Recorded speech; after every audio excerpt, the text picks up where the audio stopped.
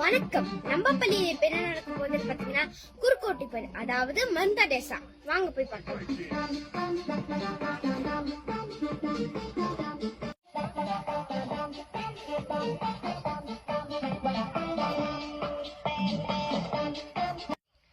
பாருங்கள், நம் மாணவர்களும் தயாராகி கொண்டிருக்கின்றனர்.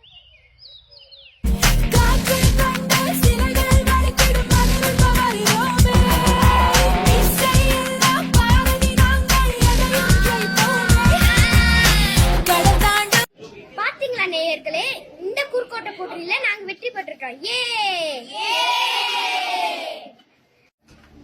இவங்களோட மனநிலை எப்படி இருக்குன்னு நாங்க கேட்கலாம். உங்களோட மனநிலை எப்படி இருக்கு? மகிழ்ச்சியா இருக்கு.